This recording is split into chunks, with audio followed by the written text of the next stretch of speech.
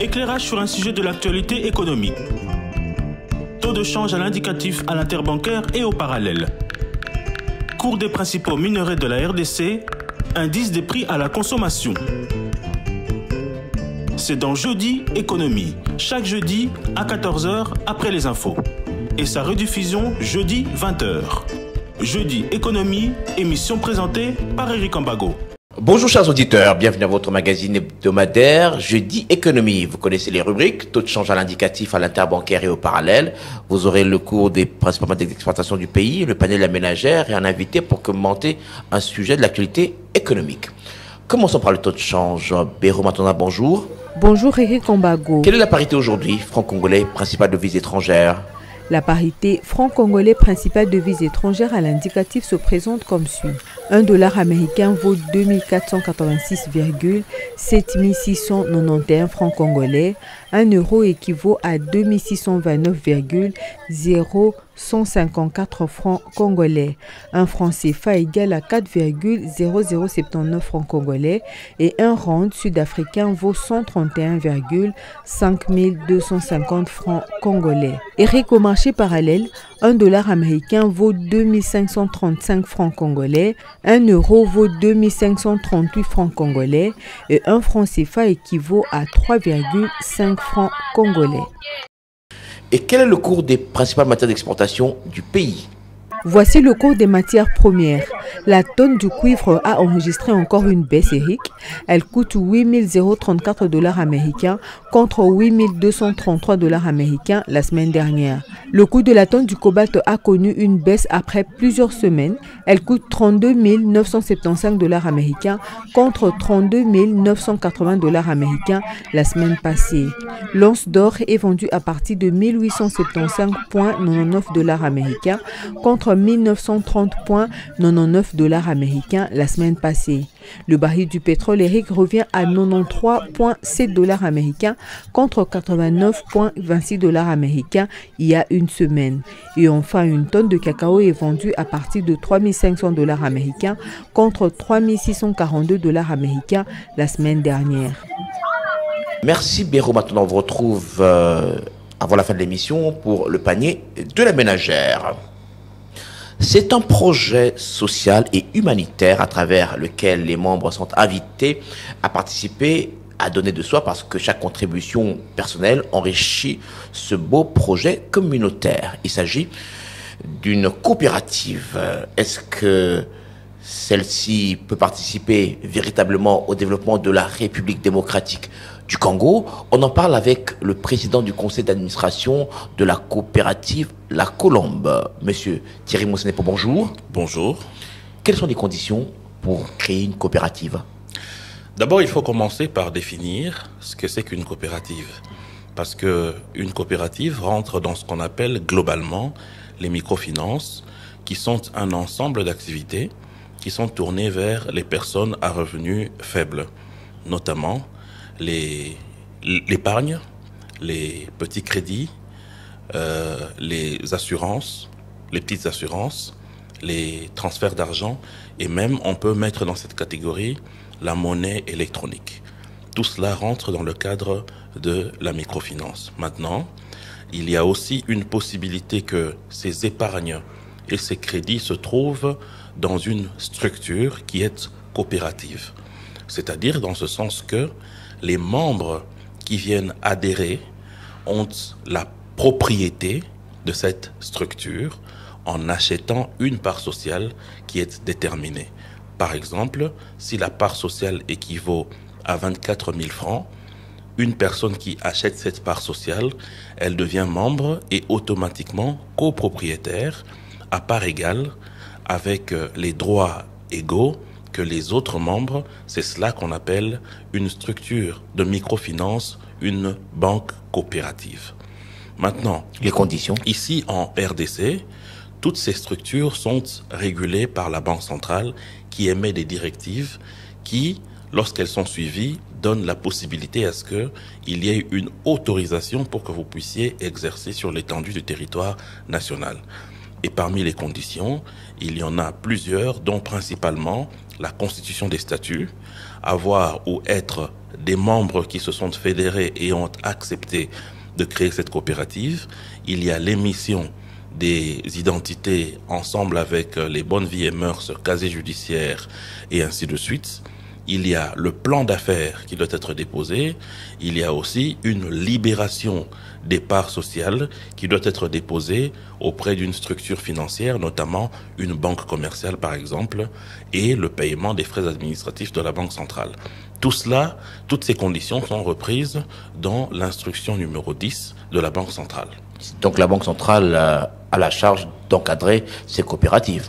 Bien entendu, puisque si la Banque centrale ne le fait pas, et d'ailleurs la Banque centrale va même plus loin, la Banque centrale vous donne un commissaire aux comptes qui va veiller sur les finances, sur les dépenses, sur les entrées, sur tout ce qui est fait en ce qui concerne les mouvements financiers parce que c'est l'argent des Congolais.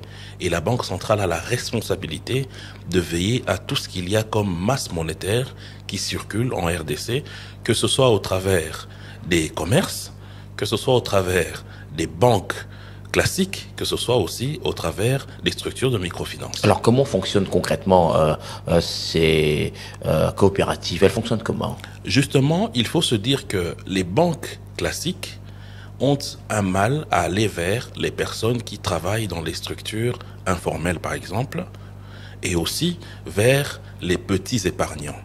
Parce que généralement, c'est des personnes qui n'ont pas de revenus sûrs et c'est des personnes qui sont exclues du crédit parce que ils n'ont pas un collatéral réel à donner.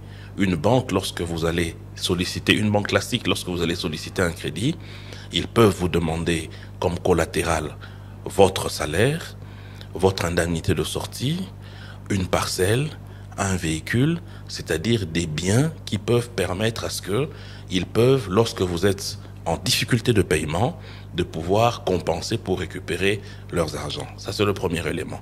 Le deuxième élément, c'est que les banques classiques ont un taux d'intérêt assez élevé qui, généralement, ne permettent pas aux autres petits épargnants de pouvoir accéder à ces crédits. Mais par contre, les coopératives, étant des structures de microfinance, ont la charge de se tourner vers ces personnes et dont le collatéral ne se limite ou ne se situe qu'à deux éléments. Premièrement, c'est votre qualité, c'est-à-dire la personne, la réputation de la personne. Et deuxièmement, c'est l'aval. C'est-à-dire que vous pouvez vous faire accompagner de 2 ou 3 personnes qui se portent garantes du fait que si demain M. Ambago n'arrive pas à rembourser, nous avons la possibilité de rembourser à sa place. C'est déjà un élément qui vous permet d'accéder à des crédits au niveau des coopératives. Troisième élément, c'est que au niveau des coopératives, il n'y a pas de plafonnement en ce qui concerne les dépôts pour votre épargne. Par exemple, vous pouvez avoir un dépôt initial de 1000 francs, mais vous pouvez aussi, si vous le souhaitez, payer 20 000 francs. Quatrièmement, les coopératives sont beaucoup plus proches des populations parce que ils ont un personnel qui va vers les épargnants. C'est-à-dire que vous pouvez avoir votre activité, par exemple de vente de pain ou une pharmacie, vous pouvez par exemple souscrire à un crédit, je donne un exemple de 3 millions de francs, et que vous avez souscrit à payer 30 000 francs par jour, eh ben vous allez, pour le cadre d'une coopérative, voir un agent venir chez vous pour percevoir votre versement journalier. Et à côté de cela, vous pouvez même ce jour-là, si vous avez 60 000 francs, de verser les 60 000 francs. Donc c'est assez élastique. Avec tous les risques, manipuler l'argent au lieu de dématérialiser. Justement, aujourd'hui, les coopératives sont en train d'aller vers les nouvelles technologies pour permettre à ce qu'il y ait une dématérialisation de l'argent. Mais encore que là, il faut avoir une autorisation de la Banque centrale parce que la monnaie électronique demande une licence supplémentaire. Mais la sécurité est portée, bien sûr, lorsque la coopérative vient pour percevoir l'argent auprès des épargnants. Donc, on peut dire, lorsque d'ailleurs on remonte dans l'histoire, cette banque qui a été pour la première fois créée au Bangladesh, en 1967, avec à la tête un médecin qui était appelé le banquier des pauvres, a réussi à mettre en place une structure qui a donné comme ça des crédits à près d'1 million de personnes au Bangladesh. D'ailleurs, c'est une structure qui a reçu le prix Nobel. C'est pour vous dire que aujourd'hui, nos pays du tiers-monde, nos pays moins développés, devraient s'appuyer sur les structures coopératives pour essayer de donner la possibilité à des Congolais non seulement de pouvoir épargner, qui est une culture que nous devons apprendre, parce que ce n'est pas normal que nous puissions avoir plus de 100 millions d'habitants, mais avec un taux de bancarisation aussi faible. Ça signifie qu'il faut une école d'épargne aux populations, et justement, la Banque centrale demande aux structures de microfinance, aux coopératives surtout, de pouvoir aussi, en marge des activités qui sont les leurs, c'est-à-dire la microassurance, l'épargne et les microcrédits, de dispenser aussi des enseignements à leurs membres, qu'ils puissent entrer dans la culture de l'épargne. Et nous allons comme ça connaître une évolution du secteur d'épargne et du secteur bancaire qui pourrait demain appuyer la République démocratique du Congo dans différents projets. Vous allez par exemple au Cameroun, là où j'ai eu à faire un voyage une fois. Il y a une structure de microfinance qui existe là-bas depuis 2001, je pense, qui aujourd'hui a plus d'1,2 million membres. Ils ont 163 000 structures au travers du Cameroun. Et certains projets d'autonomisation de la femme, par exemple, en Côte d'Ivoire, appuyés par la Première Dame, passent par ces structures, et ça a permis à plusieurs femmes de pouvoir monter leurs projets en termes de maisons de couture, en termes de boulangerie, en termes de magasins. Et c'est vraiment un secteur porteur de richesse et d'encadrement des populations, surtout celles qui évoluent dans le secteur informel. Donc le chiffre d'affaires d'une coopérative peut également, à un moment donné, égaler celui d'une banque commerciale? Généralement pas, puisque généralement les encours de crédit, je donne l'exemple de la coopérative La Colombe, l'encours de crédit aujourd'hui navigue entre 1 milliard et 500 millions de francs congolais. Ce qui veut dire que nous sommes très moindres par rapport aux banques. Et c'est la plupart de cas avec la plupart des coopératives aussi, qui ici ont un chiffre d'affaires qui peut aller de 3-4 milliards de francs par exemple. Mais généralement, les banques sont au-delà. Ils sont dans des encours allant jusqu'à 500 millions de dollars. Donc, les coopératives ne sont pas encore prêtes de les approcher pour la simple raison que le secteur qui touche les coopératives, c'est des secteurs de moindre revenu, avec des taux d'intérêt faibles qui vont aux alentours de 2 à 4%. Différemment des banques commerciales aujourd'hui, il y a d'autres qui sont même au-delà des 15%. Même 18%. Même 18%. Donc c'est pour vous dire que les revenus sont très faibles. Maintenant, il est question d'aller dans un large spectre pour permettre à ce qu'on puisse compenser les pertes par rapport aux faibles taux au faible taux d'intérêt par rapport aux crédits qui sont donnés. Alors, qu'est-ce que vous versez comme garantie caution à la Banque centrale pour, juste au cas où il y a des difficultés, que l'on puisse désintéresser tous les épargnants? Justement, il y a une balance qui doit être faite. Il n'y a pas pour une coopérative d'épargne, il n'y a pas de garantie ou de solde qu'on dépose au niveau de la Banque centrale.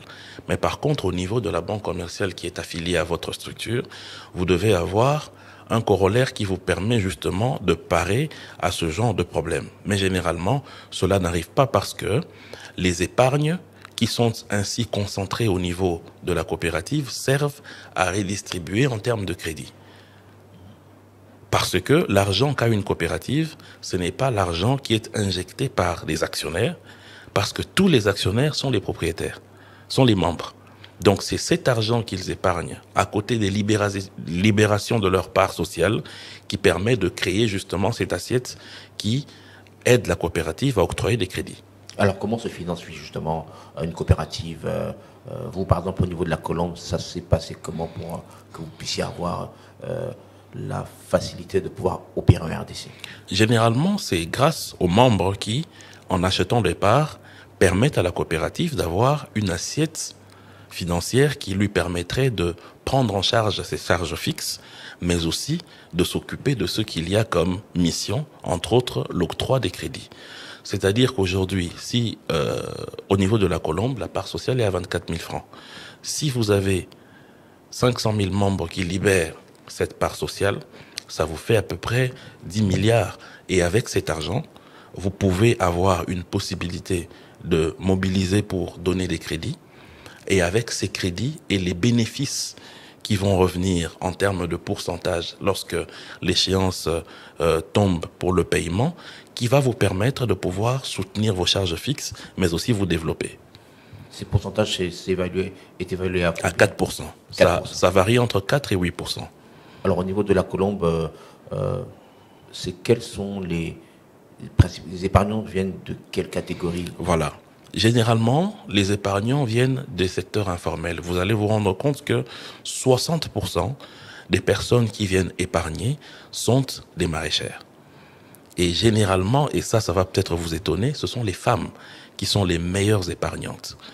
Et au-delà des maraîchères, il y a aussi ceux qui évoluent dans les secteurs tels que la vente libre, les pharmacies, les super boutiques, les moyens magasins et ainsi de suite. Généralement, c'est cette catégorie de personnes.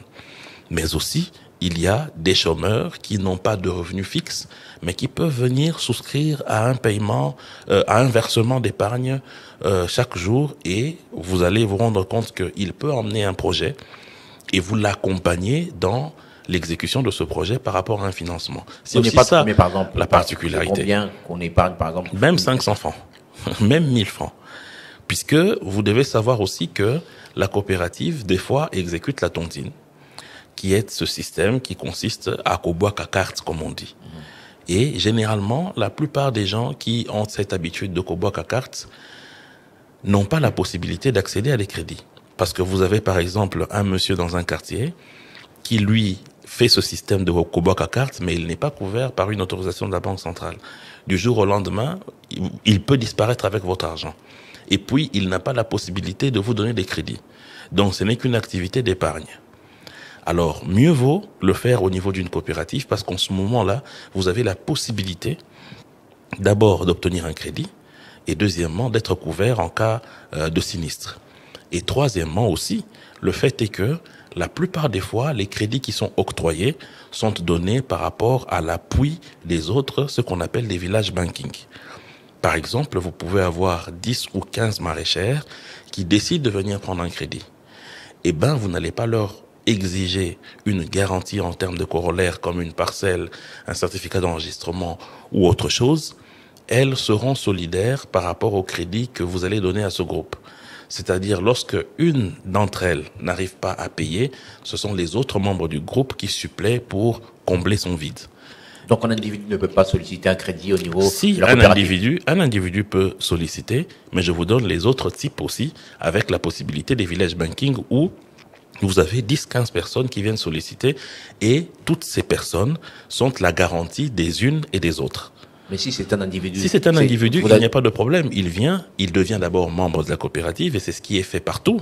Dans le monde d'ailleurs, il devient membre de la coopérative. Ce n'est pas une spécificité de notre coopérative, mais il devient membre de la coopérative. Après avoir été membre de la coopérative, il se met à épargner, on voit son évolution. Nous observons finalement ses revenus. Si c'est des revenus qui proviennent d'un salaire fixe, si c'est des revenus qui proviennent d'une activité, nous allons évaluer cette activité, voir comment il y a une possibilité d'appuyer cette activité. Et généralement, c'est dans ce cadre-là que nous évoluons. Ou encore des personnes qui ont des projets, mais des projets qui sont des projets porteurs. Et vous pouvez vous dire que ce projet, si on appuie, ça peut donner. En ce moment-là, vous voyez la crédibilité de la personne. Si son domicile est fixe, s'il a une famille, s'il est marié, ou si elle est mariée, s'il y a des enfants, et aussi des garants qui peuvent être 2 ou 3 personnes de sa famille qui ont des revenus sûrs, mais qui accordent que lorsque la personne sera en difficulté de payer, elles pourront suppléer à ses encours de crédit. Voilà. Donc, on va dire, vous n'avez pas la même sécurité, vous ne vous entourez pas de la même sécurité que les banques qui, par exemple, disons, obtiennent des hypothèques, des maisons, etc. Justement, au niveau des coopératives, c'est difficile. Justement, c'est un gros risque parce que le secteur d'activité dans lequel nous exerçons comme système de microfinance est un secteur à faible revenu. C'est des gens qui généralement n'ont pas de parcelles, qui n'ont pas de véhicule pour les déposer comme corollaire au niveau de la banque. Ils n'ont pas souvent des revenus sûrs en termes de salaire. Comme je vous ai dit, à 70%, c'est des personnes qui évoluent dans les secteurs informels. Donc, ce qui veut dire que nous ne pouvons compter que sur l'individu en termes de réputation, mais aussi en termes d'aval, les gens qui peuvent l'accompagner et l'appuyer dans sa demande de crédit, contrairement aux banques classiques. Ce qui fait que justement, une grande partie de la population est en dehors du système bancaire à cause des restrictions qu'il y a au niveau des banques classiques. C'est vrai qu'au niveau des banques classiques, il y a énormément de fonds, il y a énormément de crédits qui sont donnés en termes de volume, mais c'est aussi à cause de ça qu'ils demandent énormément de sécurité. Et nous comptons sur la personne, sur l'individu. Parce que justement, lorsque vous allez dans la genèse d'une coopérative, vous allez vous rendre compte que la coopérative est créée par des individus, un groupe d'individus. Et ça évolue en termes d'individus aussi. Lorsque vous avez des membres, ils libèrent leur part sociale, ça fait grossir le capital et ça vous permet d'allonger vos encours de crédit. Alors au niveau de la Colombe,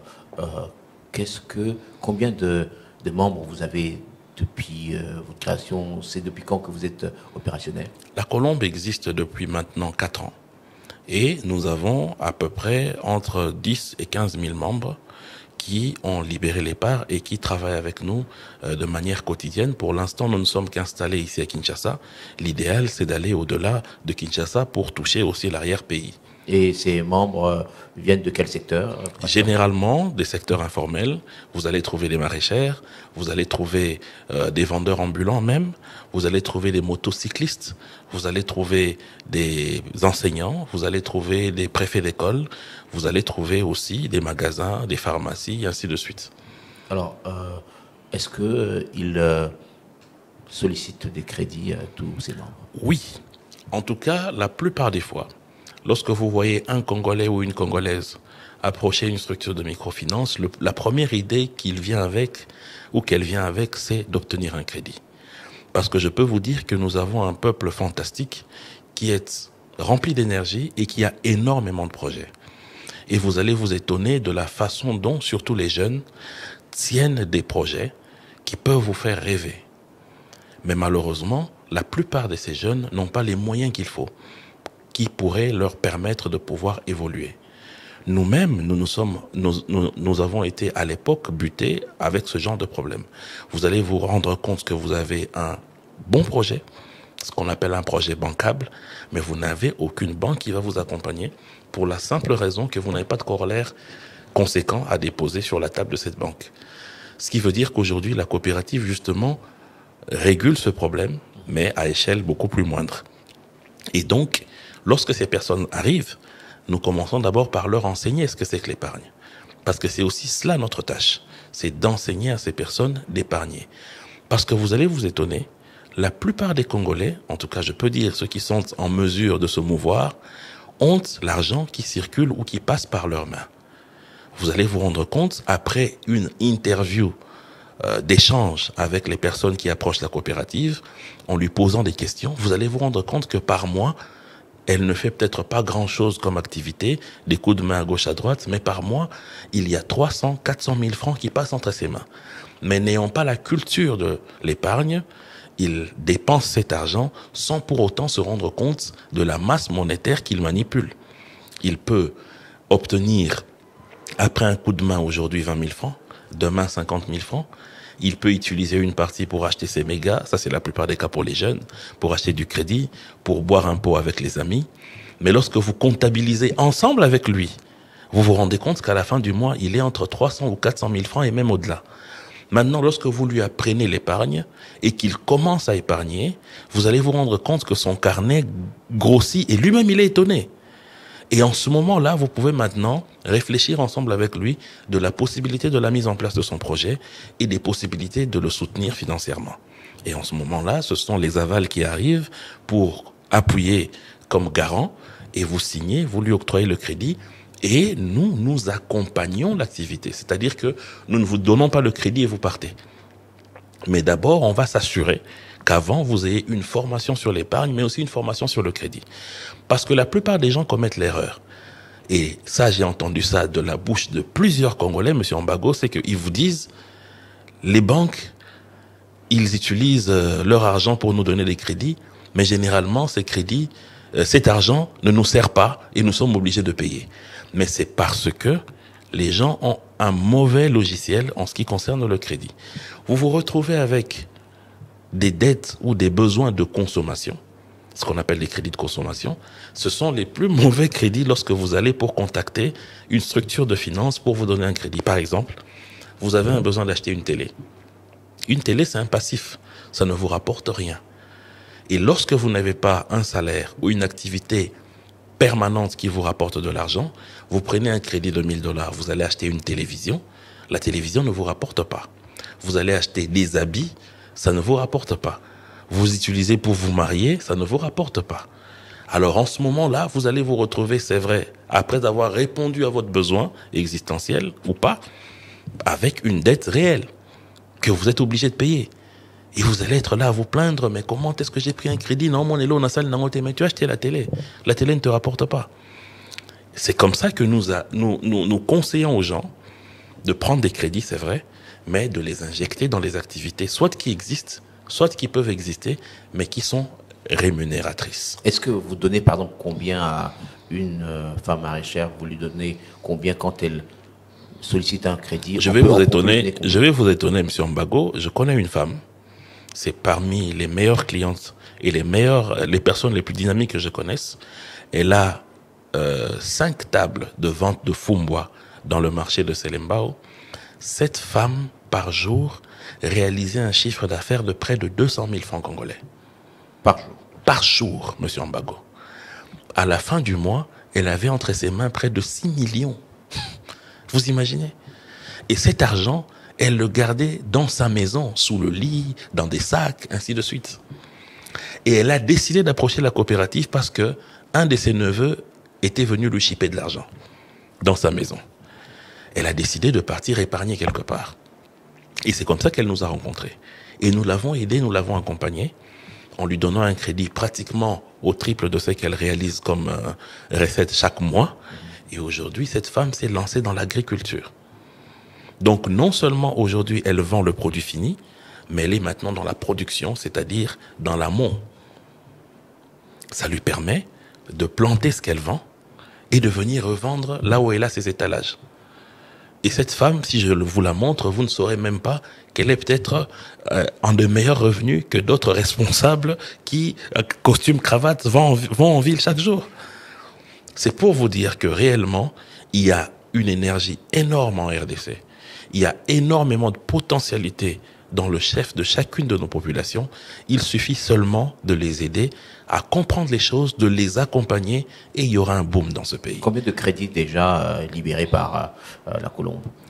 Plus d'une dizaine de milliers, à taille variable. Nous allons dans des crédits même de $50 et même au-delà de $10 000. Et ceux qui ont sollicité, les requérants, ont vu leur activité s'étendre? Se maintenir ou s'étendre. Mais il y a aussi d'autres qui sont tombés. Et la plupart des fois, les gens tombent parce que il n'y a pas une culture financière réelle. Vous savez, monsieur Mbago, j'ai constaté une chose en évoluant dans ce secteur, c'est que dans d'autres pays, dès l'enfance, il y a une culture financière qu'on apprend à l'enfant. On apprend à l'enfant à épargner. On règle la relation entre l'enfant et l'argent. Et l'enfant grandit avec cette relation jusqu'à son âge adulte. Mais nous commettons l'erreur de dire à l'enfant que l'argent est mauvais. Nous le mettons loin de l'argent et nous oublions que c'est le nerf de la guerre. C'est un élément important pour l'évolution de la société. Ce qui veut dire que nos enfants, finalement, quand ils deviennent adultes, ils n'ont aucune culture financière. Ils n'ont aucune considération pour l'argent. Ils n'ont aucune éducation concernant une relation qu'ils doivent avoir avec l'argent. Ce qui fait que vous allez voir quelqu'un qui a une bonne activité, qui réalise des bons chiffres, qui obtient un crédit, qui le paye très bien, il rembourse sans difficulté, à date échue, mais omnibulé par ce succès, il prend cet argent, il l'injecte par exemple dans un mariage. Tout l'argent, il perd et le capital et le crédit. Il prend cet argent, il l'injecte dans un projet de plaisir, parce que tout le monde va à Dubaï, il décide aussi d'aller à Dubaï. Donc ça signifie que nous devons réfléchir sur ces moyens de faire les choses. Alors, deuxièmement, vous allez vous rendre compte, par exemple, il y a une tendance aujourd'hui. La plupart des jeunes filles en RDC, qui même viennent solliciter le crédit chez nous, heureusement que nous sommes là aussi pour leur donner de l'éducation. Vous allez vous rendre compte qu'elles décident, par exemple, d'ouvrir un magasin d'habillement. Elle vous montre son modèle économique. Elle veut aller, par exemple, avoir les produits à Dubaï, les acheter et revenir ici. Mais vous allez vous rendre compte qu'elle va dépenser énormément pour son billet, elle va dépenser énormément pour son séjour, Pourquoi? Parce que à côté de l'activité économique, elle a un besoin social qu'elle veut répondre. Et ce besoin, c'est quoi? C'est d'avoir des photos à Dubaï, de se filmer dans l'avion, de montrer à ses amis que voilà, moi aussi je suis arrivé, j'ai voyagé. Mais la contrepartie, c'est qu'elle perd énormément de capital, contrairement aux Ouest africains. J'ai aussi quelques Ouest africains que nous accompagnons dans l'activité. Vous allez voir, les Ouest africains, ils se fédèrent. Ils ont un seul d'entre eux, ils peuvent être 10, ils prennent un seul d'entre eux, c'est celui qui va effectuer le voyage. Et chacun d'entre eux, même s'ils prennent les crédits, ils listent leurs besoins et c'est leur seul frère qui va aller à Dubaï, qui va aller acheter des choses. Et puis ils ont évolué. Au lieu de faire voyager quelqu'un, ils ont carrément décidé d'installer un des leurs là-bas en Chine ou à Dubaï. Alors l'investissement, par exemple, vous comprenez? Vous qui êtes dans ces institutions financières, oui. Une personne qui veut aller à Dubaï, par exemple, pour acheter des besoins, des biens pour venir revendre ici, et qu'est-ce que vous conseillerez à quelqu'un qui vient contracter un crédit, qui veut aller à Dubaï? Vous conseillerez de pouvoir plutôt développer cette activité ici en interne, ou de pouvoir faire ce voyage? Non, mais ça dépend. Vous savez qu'il y a énormément de produits manufacturés qui ne sont pas produits ici en RDC. Il faut nécessairement les importer. Mais maintenant, il faut se poser la question du volume. Si par exemple une personne a l'idée de faire un conteneur, il n'y a pas de problème. Elle peut aller seule pour aller checker cela. Mais on va lui dire de ne pas prendre un billet en business class. On va le conseiller de prendre un billet économique et d'attendre une saison basse pour que le billet coûte moins cher. On va lui conseiller d'aller dans un hôtel proche du marché pour avoir accès à tout ce qu'il peut acheter. On peut lui conseiller même de faire un groupage pour le conteneur. Ce sont des conseils pratiques que nous pouvons donner pour réduire le coût d'investissement pour que les marges soient beaucoup plus grandes. Parce que sinon, on a toujours comme ça des gens qui commencent très bien, mais après ils vont tomber parce que le modèle économique qui a été implémenté a été très mauvais. Le coût a été plus dans le cosmétique plutôt que dans le principal qui est l'activité. C'est comme ça que moi je conseille à mes frères congolais qui sont dans les PME et les PMI de pouvoir se fédérer. Je remarque que les Libanais, les Indiens, les Ouest-Africains réussissent parce qu'ils se sont fédérés. Je sais qu'il y a un sérieux problème en ce qui concerne la crédibilité de certains de nos frères et de nos sœurs, mais il faut qu'on arrive à se fédérer pour pouvoir avoir les mêmes rendements que ces gens-là. Vous n'allez pas voir un Indien, un Libanais, un Ouest-Africain prendre l'avion comme nos sœurs font. Vous allez voir 10 filles qui vont à Dubaï acheter les mêmes produits, revenir avec, vendre en ligne. C'est vrai que ça peut payer, mais vous allez voir que tout ce que vous avez comme bénéfice va couvrir seulement le coût de votre billet. Par contre, si vous êtes fédéré et que vous avez l'une d'entre vous seulement qui fait le voyage, qui achète pour tout le monde et qui met en fret et qui revient, vos coûts d'investissement seront réduits et ça vous permettrait de mieux gagner. Et c'est ça, ces genres de conseils que nous donnons parce que nous sommes aussi une école financière pour permettre à ceux qui sont dans les petits investissements, dans les PMI, dans les PME, de pouvoir mieux évoluer par la connaissance. Ce qui marche plus ici, ce sont les coopératives agricoles. C'est celles-là qui font long feu. Je ne crois pas parce que, attendez, le secteur agricole est tenu par des artisans, par des paysans. Et la plupart des fois, ces paysans, justement, ont un sérieux problème de fédération. Les Congolais ne se fédèrent pas assez. C'est ce qui fait que nous n'avons pas assez de pouvoir. Vous allez voir des gens produire de la pomme de terre, à Mbanzangungu par exemple, mais venir vendre ces pommes de terre individuellement ici à Kinshasa. Au lieu de se fédérer, créer une coopérative des vendeurs de pommes de Mbanzangungu qui permettrait à ce qu'ils puissent avoir leur succursale, leur point de vente ici. L'un d'entre eux peut ramener les produits, ils vendent ici et leur redistribuer l'argent. Il faut qu'on arrive à se fédérer. Si chaque secteur d'activité se fédère, les gens vont évoluer. Je vais vous donner un exemple par rapport à ça. Vous allez au Kenya aujourd'hui, ces fédérations, on les appelle les Soko. Il y a au Kenya des fédérations des femmes domestiques. J'ai été étonné par cette fédération. Au Kenya, on appelle cela les Soko. Imaginez, monsieur Ambago, que les femmes domestiques, qu'on appelle les femmes de ménage, se sont fédérées. elles ont réussi à créer une fédération et elles se sont retrouvées en termes de centaines de milliers. Elles ont décidé de pouvoir créer leur propre coopérative. Elles ont cherché parmi elles celles qui avaient des enfants qui ont eu à faire des études en termes de microfinance et d'investissement, qu'elles ont placées comme responsables de cette structure, et elles ont commencé à se faire des crédits entre elles. Et aujourd'hui, cette structure a tout un immeuble et elle commence à investir dans l'immobilier au Kenya. Grâce à un système de fédération. Les Congolais, nous sommes trop individualistes, nous ne nous fédérons pas assez, c'est ce qui fait notre faiblesse face à la main économique étrangère qui, elle, est plus fédérée que la nôtre. Et c'est comme ça que cette main est en train de nous ravir. Certains pans entiers de notre économie, hier c'était les Grecs, ensuite c'était l'ère des Libanais, aujourd'hui ce sont les Indiens, et à côté d'eux les Ouest-Africains. Mais nous ne nous fédérons jamais.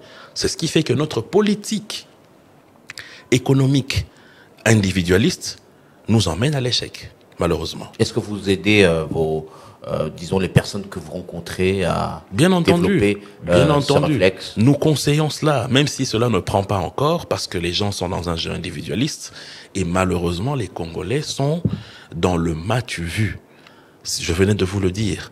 Mieux vaut se filmer à Dubaï, montrer que je suis arrivé, plutôt que d'attendre 5 ans, garder cet argent de billets pour permettre d'accroître le système de mon investissement. Les gens ne sont pas dans ça. Ce qui fait que généralement, après quelques mois, ils tombent. Donc, les seuls, et ça je vais peut-être vous choquer, je ne suis pas tribaliste, mais je vais vous choquer, monsieur Ambago, les seuls qui ont éduqué leurs enfants dans une culture économique, ce sont nos frères de l'Est, généralement les Nandais, et nos frères du Bas-Congo, les Bas-Congo, qui, lorsque vous les voyez tenir un commerce ou une économie, vous les voyez prospérer. Vous allez, la première année où elle obtient le crédit, il y a un pas, vous venez 2 ans après, vous vous étonnez. L'État congolais également devrait appuyer ce genre de trucs, les coopératives. Est-ce que vous avez un appui ou des facilités? Bien entendu, la Banque centrale appuie énormément la coopérative, d'abord dans l'encadrement, mais aussi dans l'appui en termes de recherche des partenaires. Nous avons des appuis en termes de formation et de mise à niveau de la Banque mondiale et du FMI, et cela passe par la Banque centrale et les autres structures de la Banque centrale. Pourquoi il n'y a pas beaucoup de coopératives en RDC? Mais justement parce que la culture de l'épargne, elle est très faible. Nous sommes un peuple avec un nombre suffisant, mais avec une culture de l'épargne très réduite. Il faut aussi dire que le problème, c'est aussi une question de crédibilité.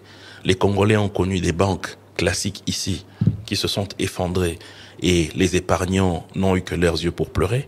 Il y a eu des coopératives ici qui ont disparu, pas seulement la BIAC, il y a eu la Banque de développement, il y a eu la NBK, il y a eu plusieurs banques. Et aussi les structures coopératives qui ont disparu du jour au lendemain. Où quelqu'un ferme la porte, il disparaît avec l'argent des épargnants. Et tout ça, ce sont des actes qui n'ont pas été de nature à consolider la relation entre les Congolais et les structures de microfinance. C'est quelque chose qui est en train d'arriver, ça va peut-être prendre le temps, mais il faut vraiment qu'on s'y mette tous. Alors, puisque les coopératives vont, on va dire comme ça, la lourde mission de ramener dans l'économie formelle ceux qui sont dans l'économie informelle, est-ce que vous vous rendez compte de cette responsabilité? Parce qu'aujourd'hui, les contribuables, on parle aujourd'hui simplement de 200 000 contribuables dans l'environnement, dans le microcosme économique congolais, 200 000, et pourtant on devait avoir des millions de contributeurs. Est-ce que vous êtes conscient de cette responsabilité que vous avez de ramener de les ramener à la surface. Donc dans l'économie formelle? Oui, c'est une grande responsabilité et nous sommes conscients de cela. C'est comme ça que, au-delà de ce que nous faisons comme activité économique, la Banque centrale nous demande aussi de pouvoir enseigner à nos épargnants, de pouvoir être sécurisés par l'État. Parce que l'État n'est pas là que pour traquer, l'État vous sécurise aussi lorsque vous êtes une structure reconnue. Mais aussi, il est important qu'il y ait des lois qui puissent échelonner la question des paiements des taxes et des redevances. Cela va permettre à ce que les gens évitent de se cacher face à l'État. L'État perd aussi parce que l'État n'a pas de limite. C'est-à-dire, lorsque vous êtes, c'est vrai qu'il y a une catégorisation, mais elle est un peu de surface seulement. Vous avez les grandes entreprises et puis vous avez les activités qui concernent l'impôt dans les centres d'impôt synthétiques. Mais est-ce qu'il y a une réflexion sur la fiscalité, la parafiscalité des micro-entreprises? L'État doit réfléchir sur cette question et de pouvoir les décentraliser. Et moi, je pense qu'il est important aujourd'hui que l'État puisse offrir des facilités à ces petits commerçants qu'on appelle les informels, de pouvoir se faire enregistrer gratuitement pour qu'ils aient une identification qui leur permette d'exister mais être connus par l'État. Cela ne va aller que dans le sens de consolider notre assiette économique et de réellement booster le PIB de la RDC. Donc les coopératives peuvent aider l'État dans ce sens-là, bien entendu. Je rappelle que notre invité, c'est M. Thierry Mosnepo. Il est le président du conseil d'administration de la coopérative La Colombe. M. Thierry Mosnepo, avec vous, nous allons suivre le panier de la ménagère avec Béro Matanda. Les prix des denrées alimentaires de première nécessité sont fixés de la manière suivante sur le marché. Un carton de poisson salé coûte 165 000 francs, le kilo est à 22 000 francs congolais. Un carton de viande de bœuf 10 kg est à 150 000 francs, le kilo est à 18 000 francs. Une rame de chinchard 20 plus est vendue à 80 000 francs et le kilo est à 10 000 francs. Un carton de tripes coûte 85 000 francs et le kilo coûte 8 000 francs congolais. Un carton de gésier coûte 70 000 francs et le kilo est à 8 500 francs congolais. Un carton de cuisses de poulet à rôtir coûte 52 000 francs et celui de cuisses de poulet à bouillir est à 70 000 francs congolais. Le kilo revient à 6 500 francs. Un sac de riz de 25 kg est à 66 000 francs. Celui de la semoule est à 48 000 francs congolais. Un sac de cossettes de manioc varie entre 70 et 130 000 francs congolais. Celui des maïs varie entre 100, 150 et 180 000 francs congolais. La mesurette écolo varie entre 2500 et 3500 francs congolais. Un sac de farine de froment est à 105 000 francs congolais. La mesurette écolo est à 3500 voire 4500 francs congolais. Un pain est vendu à partir de 200 francs. Un sac de haricots coûte 170 $ américains. La mesurette ou copo varie entre 2500 et 3500 francs congolais. Un tas de bananes plantains coûte 3000, 5000 ou 10 000 francs congolais. Un tas de 4 pommes de terre varie entre 2000 et 5 000 francs. Un bidon d'huile végétale de 5 litres varie entre 24 et 30 000 francs congolais. Un bidon d'huile de palme de 5 litres varie entre 18 et 22 000 francs congolais. Une botte de feuilles de manioc est vendue à 3 500 francs congolais. Celle d'oseille est à 500 francs. Celle des épinards est à 1500 francs congolais. Celle de pointe noire est à 1500 francs congolais. Celle des amarantes varie entre 1000 et 2000 francs congolais. Un oignon varie entre 200 et 1000 francs congolais. Un tas de 4 piments coûte 500 francs. Une orange varie entre 500 et 800 francs congolais. Un ananas varie entre 3000 et 8000 francs congolais. Une pastèque varie entre 4000 et 10 000 francs congolais. Un plateau d'œufs coûte 15 000 francs congolais. Un œuf est vendu à 600 francs congolais. Un sachet de sucre de 5 kg est à 15 000 francs congolais. Merci Béro Matanda, on vous retrouve la semaine prochaine avec vos différentes rubriques. Monsieur Thierry Mosnepo, je rappelle aussi que vous êtes membre de la conférence des présidents de l'Union Sacrée de la Nation. Vous êtes PCA de Kobil. Alors rapidement, quelques questions par rapport à ce que vous faites, notamment dans la politique. Alors, monsieur Thierry Mosnepo, vous tirez sur tout. Lorsqu'on critique le président, vous répondez. Lorsqu'on tire sur le président, vous répondez. Pourquoi vous êtes son porte-parole? Non, pas du tout. Je suis communicateur de la majorité. Je suis au cadre de la CCU, un parti qui n'est pas des moindres au sein de l'Union Sacrée. Je participe à la conférence des présidents de l'Union Sacrée. Je ne peux pas laisser passer le mensonge, la désinformation, parce qu'attendez. Malheureusement, dans notre pays, l'application de la politique est devenue une activité négative, dans le sens que, au lieu de vendre ses idées, on parle de l'autre et même en termes de mensonges. Je donne un exemple. Lorsque vous êtes candidat président de la République, le peuple a besoin de savoir ce que vous allez faire pour lui, en lieu et place de celui qui est au pouvoir. Le peuple n'attend pas de vous de venir lui rappeler qu'il n'a pas d'eau, il le sait. Le peuple n'a pas besoin de venir vous dire que celui-là, il a mal vissé ses lunettes, il le sait parce qu'il le voit. Le peuple a besoin de savoir, ok, là où Félix Tshisekedi a fait la gratuité de l'enseignement, moi je viendrai faire la gratuité de l'école secondaire. Moi je viendrai faire la gratuité de l'enseignement universitaire. Les gens ont besoin de se vendre eux. C'est comme ça qu'on parle même de vous présenter aux élections. C'est-à-dire vous présenter, ça signifie que les gens connaissent qui vous êtes, ce que vous apportez et ce que vous allez donner aux populations. Mais dans notre pays, l'opposition ou ceux qui sont contre le pouvoir en place sont dans une posture de diabolisation et d'insulte. Ils oublient une chose, c'est que cette posture est de nature à désacraliser la fonction président de la République, qui est une institution, mais aussi à vendre en mal l'image de notre pays. On se plaint ici, partout, que depuis 5 ans, il n'y a pas de gros investissements. Nous avons lancé le bloc pétrolier, mais il n'y a pas des majeurs qui viennent. Mais c'est à cause de qui? C'est à cause de nous-mêmes Congolais. Lorsque nous avons des estrades sur le plan international, comment nous vendons notre pays? Comment nous vendons nos institutions?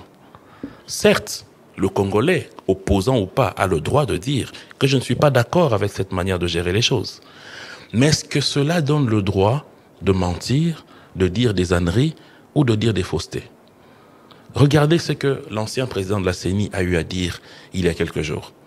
Vous avez été président de la Commission électorale nationale indépendante. Le peuple vous a donné un rôle. C'est celui d'organiser les élections de manière neutre et impartiale. Le peuple vous a payé par les contribuables congolais. Et quelques années après, vous venez dire que non, vous savez, je vous ai organisé une tricherie. Et j'ai été un acteur majeur dans cette tricherie. Et en même temps, vous êtes candidat président de la République pour votre plateforme politique. Est-ce qu'il y a du sérieux là-dedans? Il a menti. Mais attendez, c'est un gros mensonge, monsieur Ambago. Vous le savez que c'est un gros mensonge. C'est pourquoi vous l'avez décerné deux prix Nobel. Celui du mensonge et de la contradiction. Ça veut dire quoi? Le mensonge, c'est que lorsque vous analysez les propos de notre frère, vous vous rendez compte qu'il n'y a aucune vérité là-dedans. Pourquoi? Pour la simple raison que il dit que le deal politique dont lui fait allusion est intervenu avant la déclaration de la Cour constitutionnelle concernant les résultats définitifs. Donc, ça signifie que le deal a été fait après la publication provisoire de la CENI, faite par lui. Ce qui veut dire que il a déclaré Félix Tshisekedi vainqueur, même si de manière provisoire, et qu'au regard de ces résultats, il y a eu un deal politique. Et ce deal politique, qui ne le connaît pas? Parce que même lorsqu'on donne naissance au gouvernement Ilunga Ilunkamba par ordonnance du chef de l'État, cette ordonnance stipule quoi exactement? Tenons compte de l'accord politique. Un accord politique entre le FCC et le CACH. Le FCC, qui avait remporté une majorité au sortir des élections législatives, et le CACH qui avait remporté l'élection présidentielle. Pour éviter au pays un chaos comme on a connu en 1960, rappelez-vous de la crise constitutionnelle du 5 septembre 1960 entre Lumumba qui avait la majorité et Kasavubu qui était le président. Pour éviter ça, il fallait une coalition politique. Donc le deal est intervenu. Donc le deal est intervenu après les résultats provisoires pour avoir une coalition politique. Et cela a eu la forme en mars, le 6 mars 2019, ça a été rendu public. Et en juillet, le gouvernement Ilunkamba est arrivé. Le deal politique n'est pas intervenu avant. Il n'y a pas de deal politique. Non. Des résultats provisoires. Non. Et puis pourquoi je dis de la contradiction? Notre frère est passé sur les colonnes de Jeune Afrique, où il a dit qu'il y avait un accord politique. Il est revenu encore sur les antennes de Télé 50, reçu par Jean-Marie Kassamba, pour dire qu'il n'y a qu'un seul accord politique, c'est celui de gouvernance qui a donné lieu au gouvernement Sylvestre Ilunga Ilunkamba. Alors de quoi on parle? Alors de quoi on parle? Maintenant, si on doit extrapoler et aller au-delà, c'est une haute trahison par rapport au peuple. Mais lorsque nous analysons de manière fine on se rend compte que même ces résultats-là sont réels. Pourquoi? Parce que nous étions ici. Les résultats sont réels. Mais bien sûr, nous étions ici à Kinshasa. Lorsque le président de la République a été confirmé vainqueur, vous avez vu la liesse populaire qu'il y a eu dans les rues. Or, nous voyons, lorsqu'il y a des problèmes en termes de résultats, vous sentez même que l'ancrage sociologique n'existe pas. Mais la publication des résultats, c'est, on ne sait pas dire, il a gagné combien à tel endroit, combien à tel endroit, on sait par exemple qu'il a peut-être 7 millions de voix. Non, mais attendez, nous sommes dans une élection à tour unique et la CENI dispose des éléments qui disent exactement à quel endroit il y a eu. Tout le monde aurait pu avoir ces résultats, devait avoir ces résultats. Oui. On aurait pu le tout le monde les a. Nous, au niveau de notre parti, nous avons obtenu cela. Nous avons les résultats bureau de vote par bureau de vote. Moi, tel que je suis là, je sais, en 2018, où est-ce que j'ai échoué. Donc, c'est pour dire que ce genre de politique ne sont pas de nature à auréoler de bonne manière notre pays. Et moi, je suis dans la posture de celui qui défend cette posture en tant que nationaliste. Mais le président de la République, c'est lui qui a ouvert la boîte à Pandore. Non, mais parce que c'était moi, c'est ce qui m'étonne. Moi, c'est ce qui m'étonne, c'est que on se dit être dans la démocratie, mais on interdit aux gens de parler des sujets. C'est cela la démocratie, c'est de dire de tout, de parler des sujets au moment opportun ou pas. Et le chef de l'État a reçu une question. Devait-il éluder cette question? Il y avait une manière pour que la polémique enfle. Mais la meilleure manière de répondre, c'est de dire la vérité. Oui, on peut dire que les résultats ont été publiés. Qui peut contredire aujourd'hui les résultats? La meilleure manière, non, la question était portée sur l'accord politique. La meilleure manière de répondre à une question, c'est de dire la vérité. Et c'est ce que le chef de l'État a eu à faire. Alors, vous dites dire que le gouvernement n'a rien fait ou doit démissionner, c'est faire preuve de cécité. C'est votre réaction à propos de votre camarade Steve Bikayi. Oui. Pour vous, tout ce qu'il a dit est faux. Mon grand frère Steve est dans l'école de ceux qui voient un verre à moitié vide. Mais moi, je suis par contre dans l'école de ceux qui voient un verre à moitié plein. C'est-à-dire que ce qu'il dit n'est pas faux. Oui. Totalement. Nous avons un sérieux problème d'avion. Nous avons un sérieux problème de permis.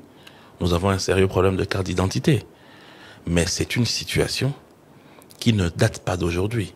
Le pays vient de très loin, Monsieur Ambago. Mais on devrait voir déjà, oui, s'il vous plaît. Ça ne date pas d'aujourd'hui, mais on devrait voir déjà un début de réalisation. S'il vous plaît. Donc, je suis dans la posture de dire, certes, il y a des choses qu'il faut faire. Et je ne suis pas là pour dédouaner un gouvernement qui n'a pas encore réalisé certains éléments importants. Mais par contre, nous n'allons pas dire que rien n'est fait. Ça, c'est de la mauvaise foi et c'est de la cécité. Lorsque vous dites que rien n'est fait, mais ces populations qui sont à l'intérieur du pays, qui voient les bâtiments administratifs pousser de terre, qui voient des hôpitaux venir là où la dernière fois qu'ils ont vu une pelle mécanique, c'était en 1960. Vous imaginez que ces populations vont vous prendre au sérieux? Parce qu'ils voient ces travaux grâce à quoi? Grâce au programme Dans la mer. Les travaux qu'il y a dans les 145 territoires, mon cher ami. Ça, c'est de 1. De 2. Vous, peut-être, vous êtes habitués ici à la ville. Mais nous avons gardé un cordon ombilical avec l'intérieur. Mes petits-neveux et cousins qui étudient au Maïndombe là-bas, je leur payais le Minerval chaque année. Mais aujourd'hui, je ne le fais plus, grâce à la gratuité de l'enseignement. Et tout mon village là-bas va à l'école, grâce à cette gratuité. Vous allez venir me dire à moi, qui vois mes cousins, mes neveux partir à l'école gratuitement, que la gratuité de l'enseignement, c'est rien. Lorsque vous allez à l'intérieur du pays, ces routes qui sont construites, je ne parle même pas de celles qui sont construites ici à Kinshasa. Je parle de l'intérieur du pays. Vous savez que la route Benadibel-Lodja n'existait plus. Et qu'à cause de la difficulté d'atteindre Kananga via Nimelenge, Lukibu, Benadibel et jusque Lodja, le litre de carburant était vendu à 10 ou 15 000 francs. Mais aujourd'hui, cette route est en train d'être réhabilitée. La dernière fois qu'elle a été réhabilitée, c'était en 1989. Et d'ailleurs, cette route, en ces années-là, allait jusqu'à Kisangani. Et aujourd'hui, c'est en train d'être réhabilité. Des petits exemples. Des petits exemples, monsieur Ambago. Vous le dites depuis votre bureau ici, c'est 267 kilomètres, mon cher ami. Vous allez au Gabon de part en part, vous sortez, vous êtes en Guinée équatoriale. Ce ne sont pas des petits exemples. Et il y en a comme ça des dizaines de routes. Le pays n'est pas interconnecté. Mais c'est justement le travail qui est en train d'être fait. Lorsque déjà vous reliez la province du Kasaï et celle du Sankuru, ce n'est pas une interconnexion. Et ce n'est pas que ça. Il y a d'autres routes encore qui sont en train d'être faites. Donc c'est pour vous dire que faire mieux. C'est pour vous dire que il y a ce qui est fait, mais il y a aussi d'autres choses qu'il faut améliorer. Il y a beaucoup à améliorer. Mais bien sûr. Vous dites, mais mon cher ami. Ça veut dire qu'en termes de pourcentage, on peut dire combien? En Bago. 20, 30%? En Bago. Ce pays a été détruit depuis 1960. Par les fils du pays nous-mêmes, par les étrangers, par les guerres, par les famines, par les pillages. Ce pays a été déstructuré. Je vous en prie, ce n'est pas en 4 ans qu'on va réhabiliter ce gouffre. Mais on doit sentir une relance. Mais la relance, elle est là. Parce que pour que le gouvernement puisse faire tout ce que vous êtes en train de nous aligner là, il faut de l'argent. Mais pour que le gouvernement ait de l'argent, qu'est-ce qu'il faut? Il faut de la productivité. Et cette productivité vient d'où? Généralement des secteurs miniers. Aujourd'hui, il y a un travail qui est fait pour que ce secteur donne plus. Des secteurs des hydrocarbures. Il y a un travail qui est fait pour que ce secteur donne plus. Des secteurs des services. Il y a un travail qui est fait pour que ça donne plus. Et des secteurs de parafiscalité et de fiscalité. Lorsque le gouvernement perdait $1 milliard chaque année pour des exonérations fantaisistes, il a fallu que l'IGF arrive pour les combler. Et lorsque les gens se réveillent et disent que le gouvernement est en train de raconter sa vie en ce qui concerne le budget, moi je ris. Parce qu'aujourd'hui, la paye des fonctionnaires seulement, ça coûte au trésor public chaque mois pas moins de 385 millions de dollars. Donc dans l'année, on peut atteindre 3 ou 4 milliards seulement en ce qui concerne les rémunérations. Et dans tout ça, le gouvernement doit soutenir la guerre à l'Est. Le gouvernement doit soutenir la gratuité de l'enseignement. Le gouvernement doit soutenir les élections. Le gouvernement doit combattre les érosions. C'est $1 million par province chaque mois. Le gouvernement doit combattre les maladies. Le gouvernement doit couvrir la couverture santé universelle et la gratuité de la maternité. Mon cher ami, rien n'est fait, vraiment. Il y a encore à faire. Il y a à faire, énormément. Et ça, j'ai toujours dit, M. Ambago, c'est de la responsabilité de tous. Parce que nous avons tous participé à la déchéance de ce pays. Nous n'allons pas dire que ça n'a été que les hommes politiques ou les présidents. Chacun dans son coin a participé à la déchéance de ce pays. Donc, nous avons tous la responsabilité. M. Mbikaï aussi et moi-même de pouvoir faire relever ce pays, où que l'on soit. Thierry Mosenepo, 984 candidats députés dans la Lukunga pour 14 sièges. Vous imaginez êtes sur la course. Une inflation de candidatures. Vous allez vous en sortir? Nous espérons. Je vous rappelle que notre invité, c'était M. Thierry Mosenepo, président du conseil d'administration de la coopérative La Colombe, aussi cadre de l'Union Sacrée de la Nation.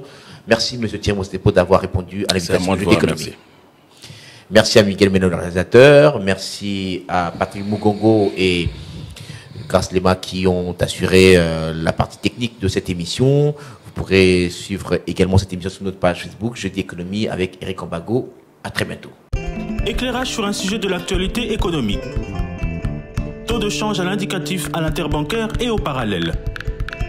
Cours des principaux minerais de la RDC. Indice des prix à la consommation. C'est dans Jeudi Économie, chaque jeudi à 14h après les infos. Et sa rediffusion jeudi 20h. Jeudi Économie, émission présentée par Eric Ambago.